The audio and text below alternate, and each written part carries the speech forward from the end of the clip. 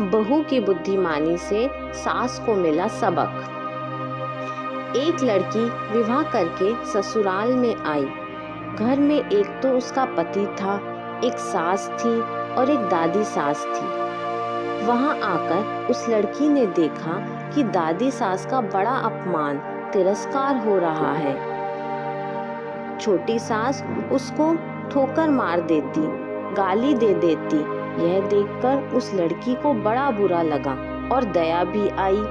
उसने विचार किया कि अगर मैं सास से कहूँ कि आप अपनी सास का तिरस्कार मत किया करो, तो वे कहेंगी कि कल की आई छोकरी मुझको उपदेश देती है, गुरु बनती है। अतः उसने अपनी सास से कुछ नहीं कहा। उसने एक उपाय सोचा। वह रोज काम धंधा करके दादी सास के पास जाकर बैठ जाती और उनके पैर दबाती। जब वह वहां ज्यादा बैठने लगी तो ये बात सास को सुहाई नहीं। एक दिन सास ने उससे पूछा कि बहू, वहां क्यों जा बैठती हो?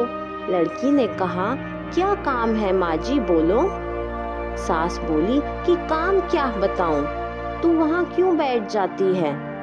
लड़की बोली कि मेरे पिताजी ने कहा था कि जवान लड़कों के साथ तो कभी बैठना ही मत, जवान लड़कियों के साथ भी कभी मत बैठना। जो घर में बड़े बूढ़े हों उनके पास बैठना, उनसे शिक्षा लेना। हमारे घर में सबसे बूढ़ी तो यही है और किसके पास बैठूं?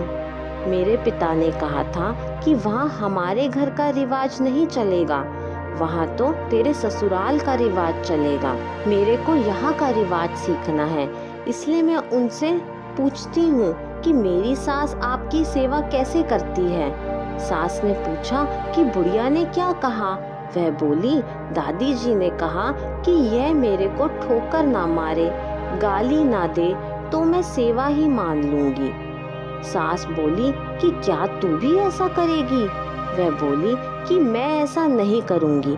मेरे पिताजी ने कहा था कि बड़ों से ससुराल की रीति सीखना।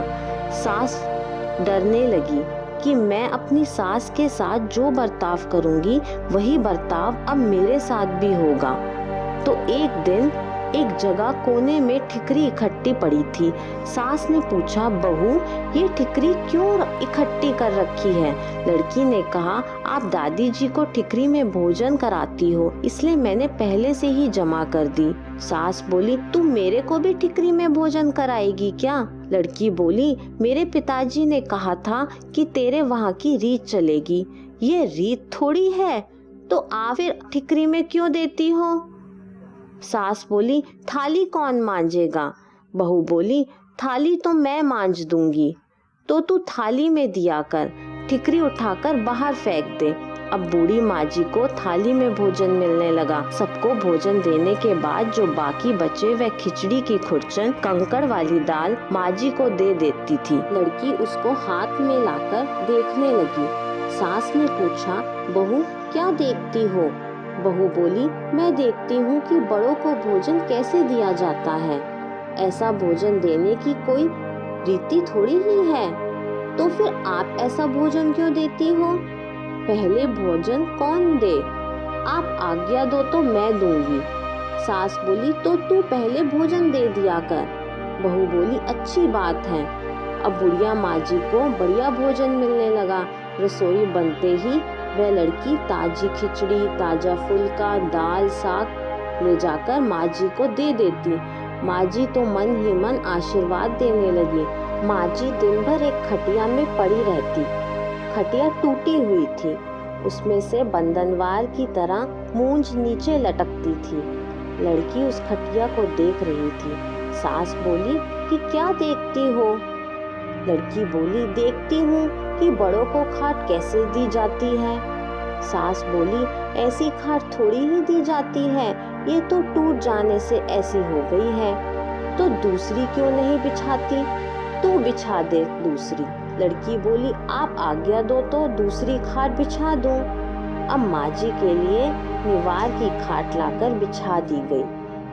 ऐसे ही एक दिन कपड़े धोते समय वह लड़की माँ जी के कपड़े देखने लगी। कपड़े छलनी हो रखे थे, सास ने पूछा, क्या देखती हो? लड़की बोली, देखती हूँ कि बूढ़ों को कपड़े कैसे दिए जाते हैं। फिर वही बात, कपड़ा ऐसा थोड़ी ही दिया जाता है, यह तो पुराने होने पर ऐसा हो जाता है। अब लड़की ने माझी कपड़ा, चादर, बिछौना आदि सब बदल दिया। उसकी चतुराई से बूढ़ी माझी का जीवन सुधर गया। अगर वह लड़की सास को कोरा उपदेश देती तो क्या वह उसकी बात मान लेती? बातों का असर नहीं पड़ता, आचरण का असर पड़ता है। इसलिए लड़कियों को चाहिए कि ऐसी फिर वही कपड़ा रहने दे क्या, तू बदल दे, बुद्धिमानी से सेवा करे और सबको राजी रख। तो आपको ये वीडियो कैसी लगी मुझे कमेंट करके ज़रूर बताइए, ताकि मुझे प्रेरणा मिले और मैं इस तरह की वीडियोस आपके लिए और बना सकूं। वीडियो को लाइक, शेयर और सब्सक्राइब करिए। वीडियो देखने के लिए आपका धन्यवाद।